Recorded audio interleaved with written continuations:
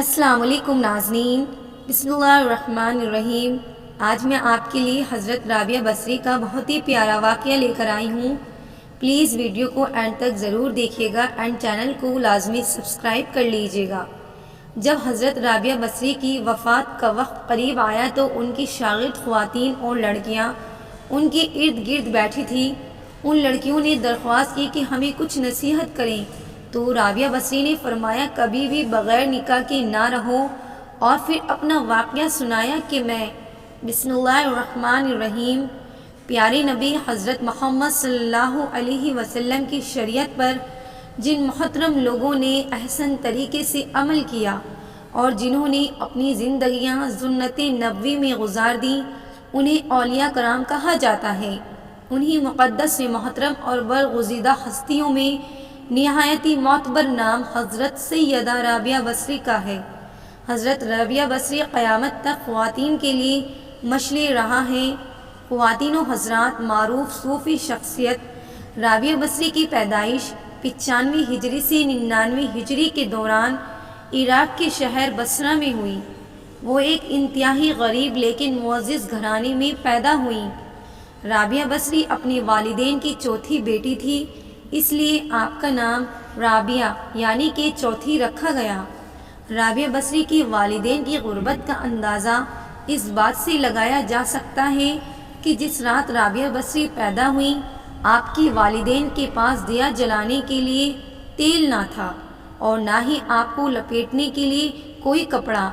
آپ کی والدہ نے آپ کے والد سے درخواست کی کہ پڑوسیوں سے تھوڑا تیل ہی لے آئیں تاکہ دیا جلایا جا سکے۔ آپ کے والد نے پوری زندگی میں اپنے خالق حقیقی کے علاوہ کسی کے آگے ہاتھ نہ پھیلایا تھا۔ رابعہ بصری کے والد پڑوسی کے دروازے تک تو گئے لیکن خالی ہاتھ واپس لوٹ آئے۔ رات کو رابعہ بصری کے والد کو خواب میں حضور پاک صلی اللہ علیہ وسلم کی زیارت ہوئی اور انہوں نے رابعہ کے والد کو بشارت دی کہ تمہاری نومولود بیٹی خدا کی برگزیدہ بندی بنے گی اور مسلمانوں کو صحیح راہ پر لے کر آئے گی۔ تم امیر بصرہ کے پاس جاؤ اور اسے ہمارا پیغام دو کہ تم امیر بصرہ ہر روز رات کو 100 مرتبہ اور جمعرات کو 400 مرتبہ درود پاک کا نذرانہ بھیجتے ہو، لیکن پچھلی جمعرات کو تم نے درود شریف نہیں پڑھا، لہٰذا اس کے کفارے کے طور پر 400 دینار بطور کفارہ یہ پیغام پہنچے آنے والے کو دے دو۔ رابعہ بصری کے والد اٹھے اور امیر بصرہ کے پاس پہنچے۔ اس دوران آپ کی آنکھوں سے خوشی کے آنسو جاری تھے۔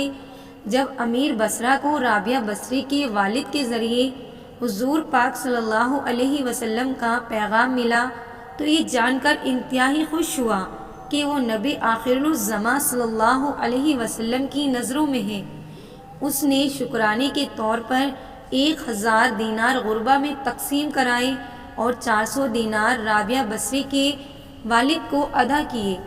ان سے درخواست کی کہ جب بھی آپ کو کسی چیز کی ضرورت ہو تو بلا جھجک تشریف لائیے۔ کچھ عرصے بعد رابعہ بصری کے والد انتقال کر گئے۔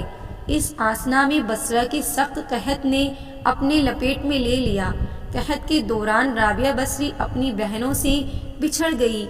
ایک بار رابعہ بصری ایک قافلے میں جا رہی تھی کہ قافلے کو ڈاکوؤں نے لوٹ لیا اور ڈاکوؤں کے سرغنے نے رابعہ بصری کو اپنے تحویل میں لے لیا اور آپ کو لوٹ کے مال کی طرح بازار میں لونڈی بنا کر بیچ دیا۔ آپ کا آقا آپ سے انتہائی سخت محنت اور مشقت سے کام لیتا تھا، اس کے باوجود آپ دن بھر کام کرتی اور رات بھر عبادت کرتی رہتی اور دن میں بھی زیادہ تر آپ روزے رکھتی۔ اتفاقاً ایک دفعہ رابعہ بصری کا آقا آدھی رات کو جاگ گیا اور کسی کی گری آوزاری کی آواز سن کر دیکھنے چلا گیا۔ رات کے اس پہر کون اس طرح سے گری آوازاری کر رہا ہے؟ وہ یہ دیکھ کر حیران رہ گیا کہ رابعہ بصری اللہ کے حضور سر مسجود ہیں اور نہایت عاجزی کے ساتھ کہہ رہی ہیں کہ اے اللہ، تو میری مجبوریوں سے خوب واقف ہے۔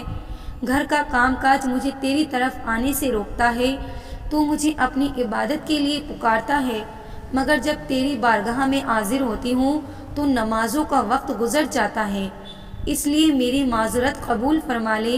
اور میرے گناہوں کو معاف کر دے۔ اور اپنی کنیز کا یہ کلام اور عبادت کا یہ منظر دیکھ کر رابعہ بصری کا مالک خوف خدا سے لرز گیا۔ اس نے یہ فیصلہ کیا کہ ایسی اللہ والی کنیز سے اپنی خدمت کرانے کی بجائے بہتر یہ ہوگا کہ وہ خود اس کی خدمت کی جائے۔ صبح ہونے پر وہ آپ کی خدمت میں حاضر ہوا اور آپ نے فیصلے سے آپ کو آگاہ کیا۔ اس نے کہا کہ آج سے آپ میری طرف سے آزاد ہیں۔ اگر آپ اسے گھر میں قیام کریں تو میری خوش نصیبی ہوگی، ورنہ آپ اپنی مرضی کی مالک ہیں۔ لیکن اگر آپ یہاں سے کوچ کر جانے کا فیصلہ کرتی ہیں تو میری بس ایک ہی درخواست ہے کہ میری طرف سے کی جانے والی تمام زیادتیوں کو اس ذات کے صدقے معاف کر دیں جس کی آپ رات کو جاگ جاگ کر عبادت کرتی ہیں۔ ناظرین، جو بھی انسان اللہ کا ہو جاتا ہے تو اللہ پاک اس کی حفاظت و نصرت فرماتے ہیں اور دنیا کی کوئی طاقت بھی اس کو نقصان نہیں پہنچا سکتی۔ ناظرین، ابتدا میں تو حضرت رابعہ بصری کے حسن و جمال کی دھوم مچی ہوئی تھی، مگر جوانی کے شب و روز انہوں نے یاد الہی میں گزار دی۔ ان کے چہرے پر پاکیزگی کا ایک ایسا نقاب تھا کہ دیکھنے والوں کی نگاہیں خود بخود جھک جاتی تھی۔ اسی زمانے میں ایک نوجوان نے انہیں رات کے وقت چاند کی طرح دمکتا دیکھا۔ وہ آپ رحمۃ اللہ علیہ کو کوئی غیر مرئی خیالی مخلوق سمجھ کر بھاگ کھڑا ہوا، لیکن دوسری صبح وہی چہرہ اسے بصرہ کے ایک بازار میں نظر آیا تو وہ عقل مند خیر و حاد سے دھو بیٹھا اور دن رات اسی کے تصور میں رہنے لگا۔ آخر دل کے ہاتھوں مجبور ہو گیا تو لوگوں سے پتہ پوچھتا ہوا حضرت رابعہ بصری کے گھر جا پہنچا۔ آپ کہا کرتی تھی کہ دل کے دروازے ہمیشہ کھلے رکھو، کیا معلوم محبوب کسی وقت دستک دے دے، مگر گھر کے دروازے بند ہو یا کھلے ہوئے ان کی دانست میں برابر تھے۔ نوجوان کو خلاف توقع ان کا دروازہ کھلا ہوا ملا۔ اس نے اپنے دل کی دھڑکنوں پر بڑی مشکل سے قابو پایا۔ رات کا وقت تھا، اندر چراغ روشن تھا، یہ سوچ کر بے باکی سے اندر داخل ہو گیا کہ حال دل سنا دینے میں کیا حرج ہے، زیادہ سے زیادہ انکار ہی تو ہو جائے گا۔ واپسی کا دروازہ بہرحال کھلا ہوا ہے۔ لیکن وہ جب اندر پہنچا تو وہاں کوئی نہیں تھا، البتہ چھت سے ایسی پرسوز آواز آ رہی تھی جیسے کوئی زرے لب ہجر کا رونا رو رہا ہو۔ نوجوان تیزی سے زینے پر چڑھ گیا۔ حضرت رابعہ بصری عشاء کی نماز سے فارغ ہو کر ثنا خوانی کر رہی تھی۔ پروردگار ستارے روشن ہو گئے، لوگ سو گئے، بادشاہوں نے دروازے بند کر لیے۔ ہر محبوب اپنے محبوب سے مہو راز و نیاز ہے اور میں تیرے سامنے کھڑی ہوں۔ نوجوان پر سکتہ طاری ہو گیا۔ اسی آسنا میں حضرت رابعہ بصری نے پلٹ کر ایسی قہرآلود نظروں سے دیکھا کہ اس کی زبان گم ہو گئی۔ رابعہ بصری نے اس کے قریب آ کر پوچھا، کیا تم مجھ سے شادی کی درخواست کرنے آئے ہو؟ نوجوان نے لرزتے ہوئے ہاتھ سے اپنی زبان کی طرف اشارہ کیا۔ وہ بول نہیں سکتا تھا۔ حضرت رابعہ بصری نے کہا، اس سے پہلے کہ زبان کی طرح تیرا دل بھی چپ ہو جائے تو جس راستے سے آیا ہے اسی راستے سے لوٹ جا۔ جوان صرف آنکھوں سے التجا کر سکتا تھا کہ نیک خاتون میری گویائی مجھے واپس دے دو، میں تیری مرتبے سے واقف نہیں تھا، مجھ سے غلطی ہوئی، مجھے معاف کر دیں۔ لا علمی ہمیشہ قابل معافی ہوتی ہے۔ اس کے خاموش آنسوؤں سے جواب میں حضرت رابعہ بصری نے کہا، جوان، تو نے اگر مجھ سے کوئی زیادتی کی ہوتی تو میں تجھے یقیناً معاف کر دیتی۔ میں نے خود کو بہت پہلے اپنے رب کے حوالے کر دیا تھا۔ اب یہ معاملہ تیرے اور رب کے درمیان کا ہے، معافی مانگنا ہے تو اس سے مانگ۔ تو صدقے دل سے توبہ کرنے کا ارادہ کرے تو شاید توبہ کی خاطر تیری زبان کھل جائے۔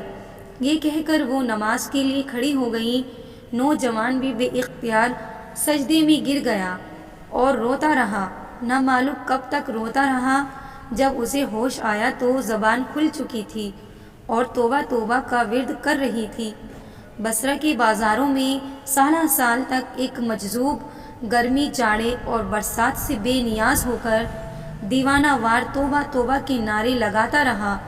اس کے نعروں سے بصرہ کی راتیں گونج اٹھتی تھیں اور بچے سہن کر ماؤں کے سینے سے دبک جاتے تھے۔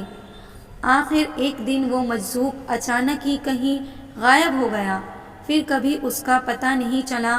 وہ مجذوب یہی مذکورہ جوان تھا جو حضرت رابعہ بصری کی بدولت ہی دربار خداوندی میں مقرب ٹھہرا۔ رابعہ بصری ایک بہت ہی نیک اور عابدہ زاہدہ خاتون تھیں۔ آج لوگ ان کی عبادت کی مثالیں دیتے ہیں۔ جب ان کی وفات کا وقت قریب آیا تو ان کی شاگرد خواتین اور لڑکیاں ان کے ارد گرد بیٹھی تھیں۔ ان شاگردوں نے درخواست کی کہ ہمیں کچھ نصیحت کریں، تو رابعہ بصری نے فرمایا کہ کبھی بھی بغیر نکاح کے نہ رہو، اور پھر اپنا واقعہ سنایا کہ جب میں آدھی رات کو مصلی پر بیٹھ کر اللہ کی عبادت کرتی تھی، اسی وقت گلیوں میں پھرنے والا چوکیدار جب میرے گھر کے سامنے سے گزرتا تھا تو میرے دل میں برے برے وسوسے آتے تھے۔ اسی وقت سارے لوگ سوئے ہوئے ہیں، کوئی بھی نہیں دیکھ رہا۔ یہ تو اللہ کا کرم ہوا کہ اس نے مجھے زنا سے محفوظ رکھا۔ اس واقعے سے آپ اندازہ لگائیے کہ رابعہ بصری جیسی پاک دامن اور عابدہ زاہدہ خاتون کو ایسے وسوسے آ رہے ہیں، تو آج کل کے اس گندے معاشرے میں جہاں ہر طرف بے حیائی، بے پردگی اور بے دینی کا ماحول غالب ہے، ایسے میں کون عورت ہے جو اپنے آپ کو بچائے گی؟ فرمایا نکاح کے بغیر زندگی کا اسلام میں کوئی تصور نہیں۔ اللہ تعالیٰ کے نبی صلی اللہ علیہ وسلم نے بھی شادیاں کی اور بے وقت 9 بیویاں چھوڑ کر انتقال فرمایا۔ اللہ کے رسول صلی اللہ علیہ وسلم صبح کرتے اسی حال میں کہ اہل و عیال کے پاس غربت کے باعث کھانے کو کچھ نہ ہوتا، اور شام کرتے تو بھی یہی حالت ہوتی، مگر اس کے باوجود 9 بیویاں چھوڑ کر انتقال فرمایا۔ اللہ تعالیٰ کے نبی صلی اللہ علیہ وسلم نے بغیر نکاح کی زندگی گزارنے سے منع فرمایا ہے۔ خواتین و حضرات، ایک دفعہ حضرت حسن بصری رحمۃ اللہ علیہ نے حضرت رابعہ سے کہا کہ آپ شریعت کے مطابق شادی کر لیں۔ فرمایا نکاح شادی اس کے لیے ہے جس کا کوئی وجود ہو، یہاں نہ میرا کوئی وجود ہے اور نہ ہی میں اپنے آپ مالک ہوں، اللہ تعالیٰ کی مملوک ہوں۔ ایک دفعہ کچھ اور لوگوں نے بھی آپ سے کہا کہ آپ شادی کر لیجئے۔ فرمایا اگر 3 فکروں سے مجھے بے فکر کر دیا جائے تو میں ضرور شادی کر لوں گی۔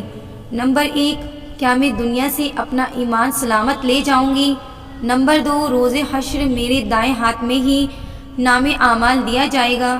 نمبر 3، قیامت کے روز جب لوگ دائیں جانب سے جنت میں اور بائیں جانب سے دوزخ میں پہنچائے جائیں گے تو مجھے کس جانب سے پہنچایا جائے گا؟ لوگوں نے کہا اس کا علم تو خدا کو ہی ہے۔ فرمایا تو پھر جیسے ہی اتنے عظیم اور افقار امام پیش ہوں تو وہ بھلا کیا شوہر کر سکتی ہیں؟ رابعہ بصری نے تقریباً 88 سال کی عمر پائی۔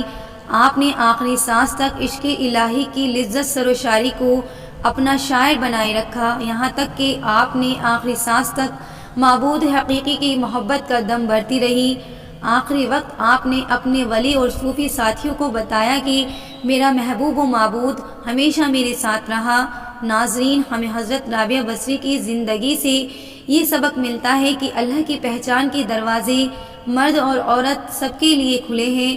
اللہ کی راہ پر حضور نبی اکرم صلی اللہ علیہ وسلم کے فرامین کی روشنی میں چلنا ہمارا کام ہے۔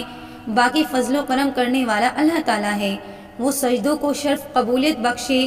دعا ہے کہ اللہ تعالیٰ ہمیں بھی عبادت و ریاضت والی زندگی گزارنے والا بنائے، آمین یا رب العالمین۔